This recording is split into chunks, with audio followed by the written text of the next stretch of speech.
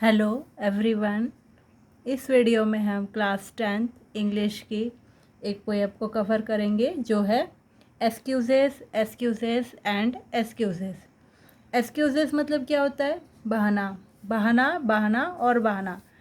जब कोई बच्चा कुछ गलत कर लेता है उसको छुपाने के लिए वो बहुत सारी बहाने मारता है। एक गलती को छुपाने के लिए और बहुत सारे झूठ पर झूठ झूठ पर झूठ बोलते हैं। प्राय स्कूल में ऐसा होता है, बच्चे अक्सर किसी चीज़ को नहीं करते हैं और स्कूल लेट आए या होमवर्क नहीं किए उसके लिए बहुत सारे बहाने बनाते हैं, इसकी वजह से नहीं हुआ, उसकी वजह से ऐसा नहीं हुआ करके। तो ये कन्वर्सेशन है स्टूडेंट और टीचर के बीच का। तो वो अब देखते हैं कि इसमें क्या है। Late again बिकेन shop. तो टीचर पूछ रहे हैं, लेट आप फिर से लेट आए हो Bikinshop, what's the excuses this time. Means इस बार आप क्या बहाना सोच के आए हो, क्या बहाना है आपका। नॉट माई फॉल्ट सर बोल रहा है, स्टूडेंट बोल रहा है कि मेरी गलती नहीं है sir. Whose fault is it then, तो फिर किसकी गलती है।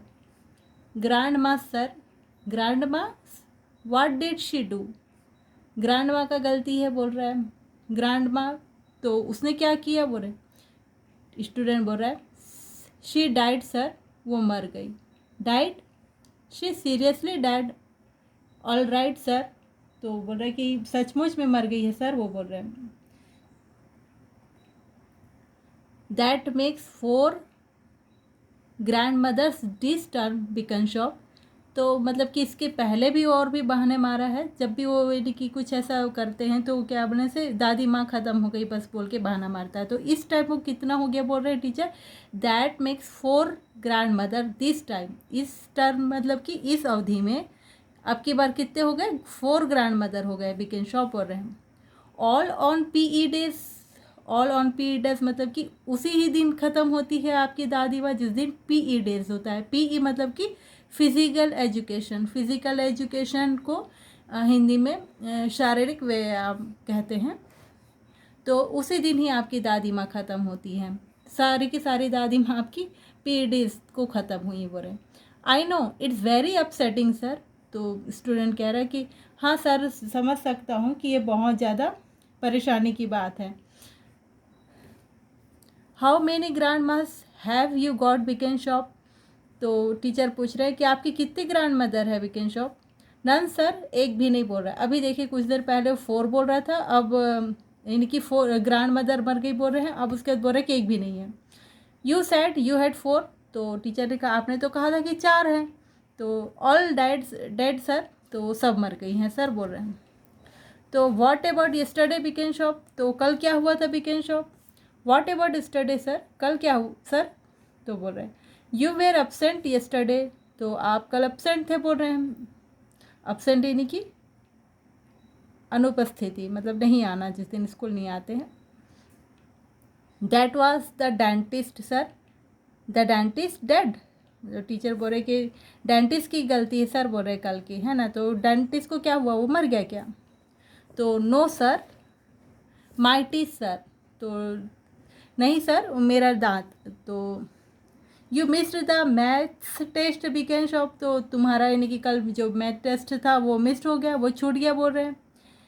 आई did been looking forward to eat sir बोल रहा है। तो बोल रहा है कि हाँ सर मैं आगे इसको देने की सोच रहा हूँ, यानी कि फिर कोई दिन वो प्लान करके वो एग्ज़ाम वाला दे देगा। Right line up for PE, तो बोल रहे हैं सर कि चलो ठीक है कोई बात नहीं, लाइन में लग जाओ फिज़िकल एजुकेशन के लिए। शारीरिक व्यायाम हो रहा है तो वहाँ लाइन लग जी। कांट सर बोल रहा है, तो नहीं हो सकता सर बोल रहा है।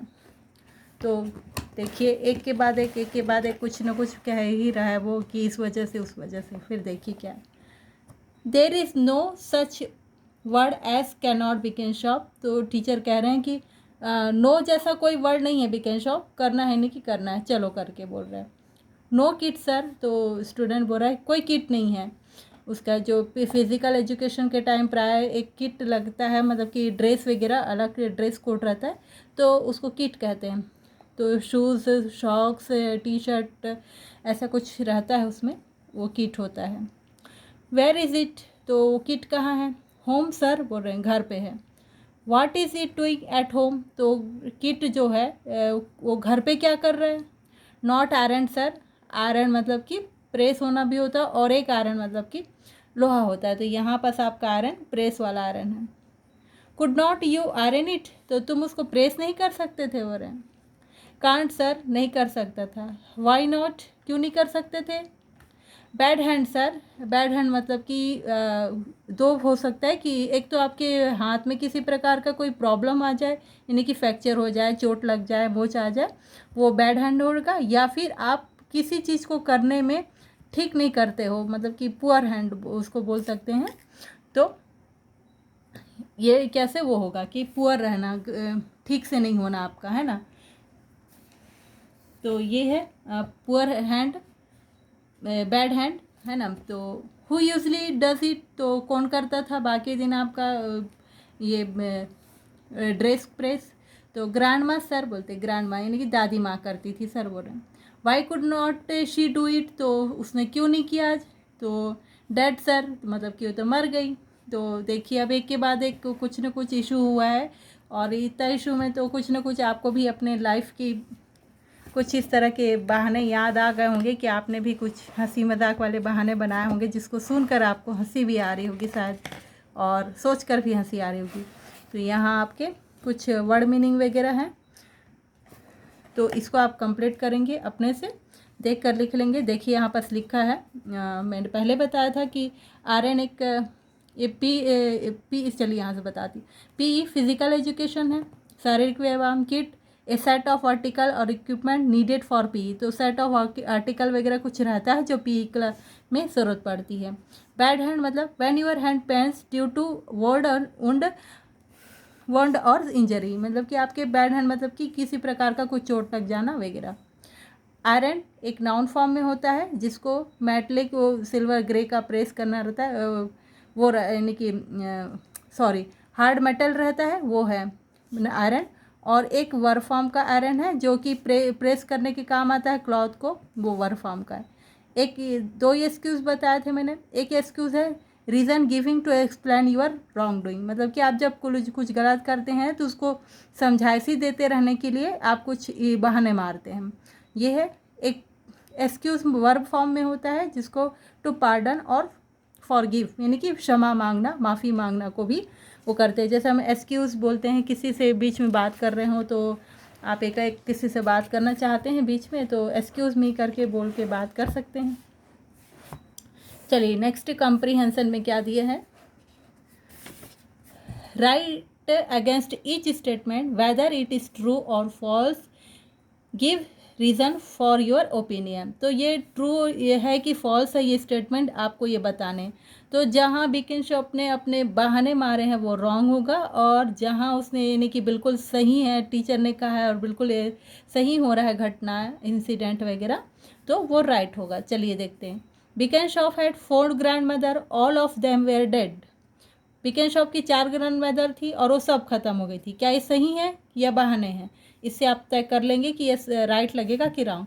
अगर आपको लग रहा है कि ये सही था तो राइट लगाइए, अगर आपको लगता है ये बहाने हैं तो आप उसको रॉन्ग लगा लीजिएगा। Bikinshop's head was aching and that is why he did not iron the uniform. अब ये देखिए कि बिकिनशॉप के हाथ में चोट लगी थी और उन्होंने इसीलिए प्रेस नहीं किया था। क्या ये सही है? तो आप ये सोच के बताइए कि उसने बहाने लगाए थे कि ये सच था। तो बहाने लगाए हैं तो क्या आएगा? कट होगा। और अगर आपको लगता है कि सही है तो फिर राइट होगा। Bikinshop was afraid of math test so he made an excuse. तो मैथ टेस्ट से डर रहा था इसीलिए उसने बहाने मारे। क्या ये सही है? तो देखिए अब आप टिक लगा के बताएंगे कि सही है कि गलत, क्योंकि आपने अगर ध्यान से पोयम सुना है तो आपको पता होगा कि सही है कि गलत है। Bikinshop did not like physical education and that is why he was always late. तो बिकिनशॉप हमेशा यानी कि फिजिकल एजुकेशन पसंद नहीं करता था, शारीरिक व्यवहार, इसीलिए हमेशा लेट होता था। क्या सही है?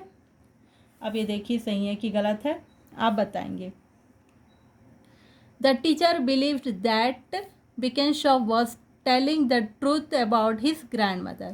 तो टीचर को विश्वास हो गया था क्या कि बिकिनशॉप जो बता रहा है अपनी ग्रैंड मदर के बारे से क्या वो सब सही है।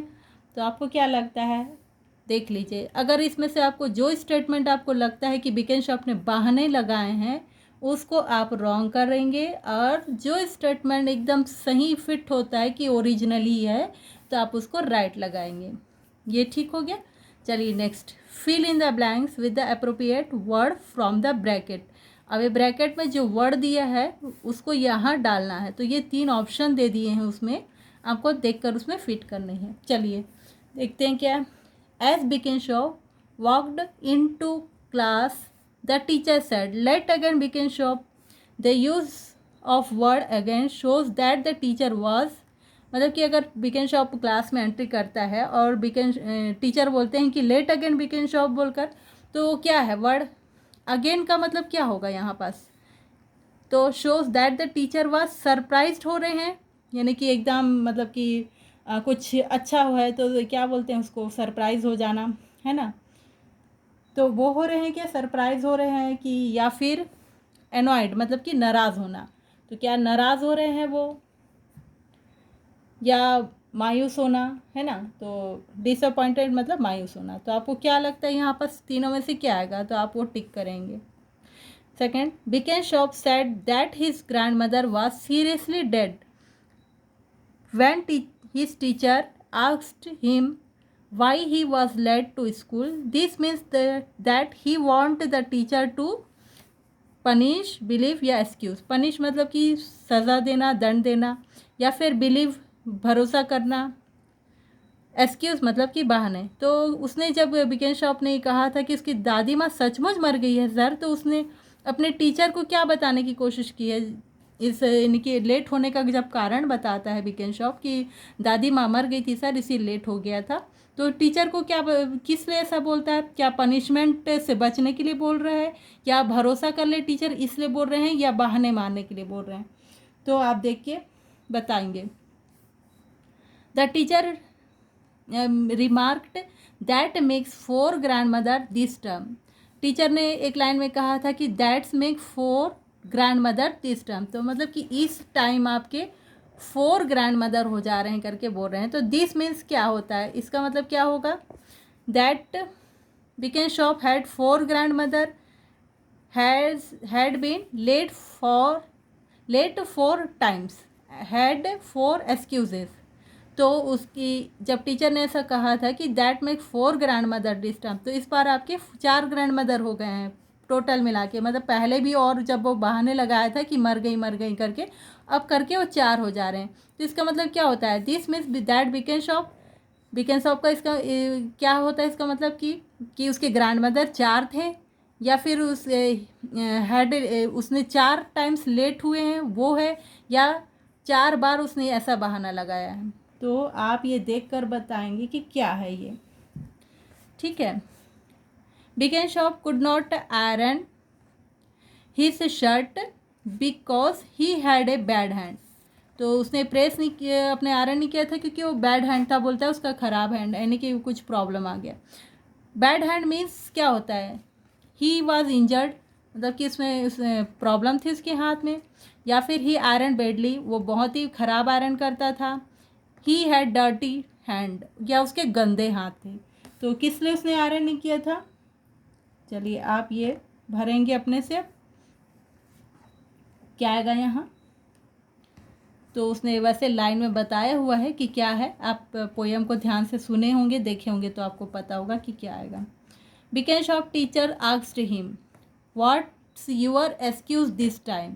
बिकिनशॉप से के टीचर ने पूछा था अब इस टाइम क्या बहाना है, what's your excuse this time. This means that he believe that Bikinshop was, मतलब उसका मतलब ये हुआ कि बिकिनशॉप के ऊपर उनको भरोसा है कि उसने ट्रूथ बोला था, टेलिंग द ट्रूथ मतलब कि सच बोला, फूलिंग हिम या फिर उसने बेवकूफ़ बनाया, डाइवर्टिंग अटेंशन मतलब कि क्या बोलने से ध्यान ये मनोरंजन की तरफ ध्यान करना था उसका मकसद। तो क्या मकसद था बिकिनशॉप का कि ये बहाना, what your excuse this time, ये अब इस बार क्या बहाना है बोलने का मतलब, टीचर जब उनसे पूछते हैं तो आप ये देख के भरेंगे। चलिए नेक्स्ट, अगर आपको समझ नहीं आएगा तो आप कमेंट में बताएंगे, फिर मैं आपका इसका आंसर दे दूंगी। In the table given below right the excuse that Bickenshop gives and the work that he want to avoid. Also think why he could be avoiding the work. तो यहाँ पर Bickenshop ने कितने बहाने लगाए थे और किस किस दिन की किस कारण से बनाए थे। Why is he giving excuse, किसके वजह से उसने ऐसे बहाने लगाए थे, पी टेस्ट के लिए, मैथ के लिए, या फिर क्या चीज़ के लिए। तो वो यहाँ लिखेंगे आप, और यहाँ लिखेंगे कि वो जो इसके लिए बहाने लगाए थे वो क्या क्या था, डेंटिस्ट का, आयरन का, किट का, ग्रैंड मदर का, वो इस साइड लिखेंगे। तो ये एक टेबल हो जाएगा, आप देखते जाएंगे लाइन बाय लाइन। तो जो 4 स्टैंजा है यहाँ पास 4 बहाने दिए बताए गए हैं, तो चारों को देखकर वहाँ पास लाइन के बाय लाइन लिखेंगे। चलिए ठीक है। Next, find other word with which you can replace the underlined word in the following lines. तो ये जो लाइन दिया है, अंडरलाइन कर दिया है, इसका मतलब क्या होता है आपको ये लिखना है। तो फॉल्ट मतलब क्या होता है, फॉल्ट मतलब गलती, और गलती को और क्या बोल सकते हैं, गिल्ट बोलते सकते हैं, और क्या बोलेंगे, चलिए आप देख लीजिएगा क्या बोलेंगे। सीरियसली, सीरियसली को और क्या कहते हैं,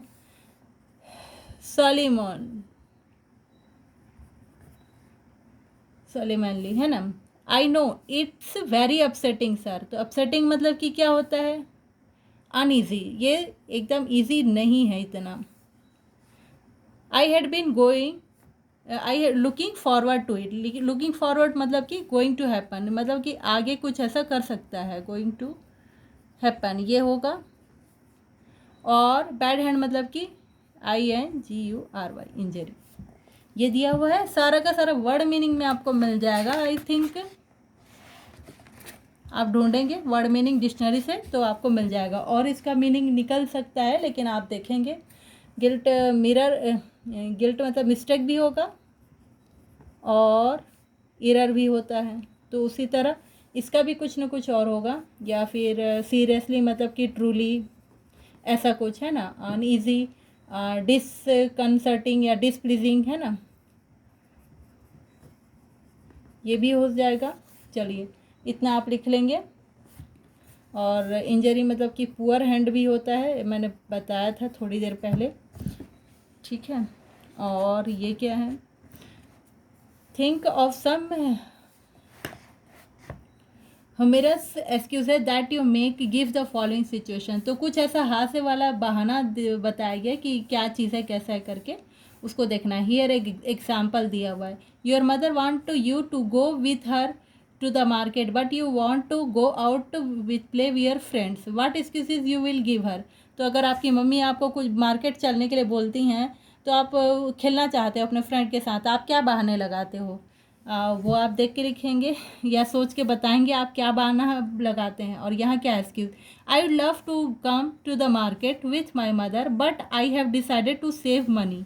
तो मतलब कि मैं मार्केट तो जाना पसंद करता हूँ, मगर कि मुझे मनी भी बचाना है, इसीलिए मैं मार्केट नहीं जा रहा हूँ, बताइए, ऐसा है। Now write some excuses from the given situation. तो ये गिवन सिचुएशन है कुछ, उसके लिए बहाने क्या क्या सोच बताया जा सकता है, आप ये देख के बताएंगी, अपने से आप खुद करेंगे, पढ़कर देखिएगा। ये तो दे दिया है कुछ सिचुएशन, और ये कुछ है, और ये वोकैबुलरी वगैरह में upsetting is word used by Bickenshop to explain his situation. Give 3 more words to describe the feeling of Bickenshop and his teacher. Upsetting word Bickenshop ने अपने सिचुएशन के लिए वो किया था, यानी यूज़ किया था, और ऐसी 3 मोर वर्ड्स है जो Bickenshop ने फीलिंग्स अपने वो किए थे टीचर को एक्सप्लेन करने के लिए। तो यही वो सब क्या है वो देख के बताएंगे, आप अपने से लिखेंगे कि वोकैबुलरी उतना कुछ इम्पॉर्टेंट नहीं है, तो हम इसको इतना ही छोड़ देते हैं। बाकी अगर आपको कोई प्रॉब्लम आता है तो बताएंगे, मैं उसको सॉल्व करने की कोशिश करूँगी। तो अगर आपको ये वीडियो अच्छा लगे तो लाइक शेयर करें, सब्सक्राइब करें मेरे चैनल को, ताकि मुझे मोटिवेशन मिले नेक्स्ट वीडियो बनाने के लिए। Okay, thank you.